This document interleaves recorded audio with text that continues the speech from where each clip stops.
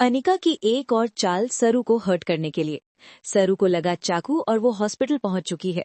जी हाँ दोस्तों, सरू का आने वाला ट्विस्ट बहुत ही जबरदस्त होने वाला है। दोस्तों, कहानी में आप देख रहे हैं कि यहाँ पर अनिका ने प्लानिंग तो बहुत अच्छी की होती है कि वो सरू को कॉलेज से हमेशा के लिए निकलवा देगी, और उसने इसके लिए शंभू का इस्तेमाल किया होता है। जी हाँ, यहाँ पर वो शंभू को उकसाती है, जिससे कि वो अपनी जान देने की कोशिश करता है।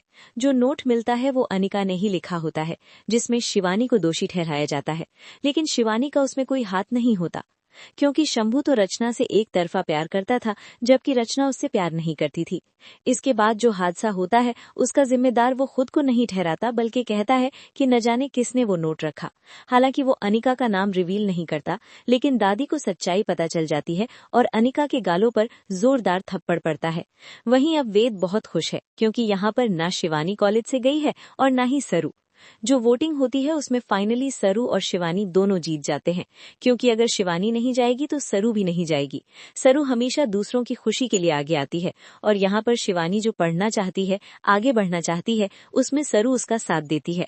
सरू ने शिवानी के लिए अपने सपनों को भी दांव पर लगा दिया था, लेकिन अब आखिरकार जीत सच्चाई की हो चुकी है। दूसरी तरफ अनिका को फिर से जलन होती है ये देखकर कि सरू एक बार फिर जीत गई है। अनिका अपनी नानी पर गई है, जो हमेशा प्लानिंग और साजिशें करती रहती थी, और अब वही सब अनिका भी कर रही है। आने वाली कहानी में आप देखेंगे कि सरू एक कुर्सी पर बैठने वाली होती है, लेकिन उस कुर्सी की बैक पहले से ही अनिका ने ढीली कर रखी होती है। जैसे ही सरू बैठती है, कुर्सी टूट जाती है और वो गिर जाती है। वहीं पास में रखा चाकू सीधे सरू को लग जाता है, जिससे वो बुरी तरह घायल हो जाती है।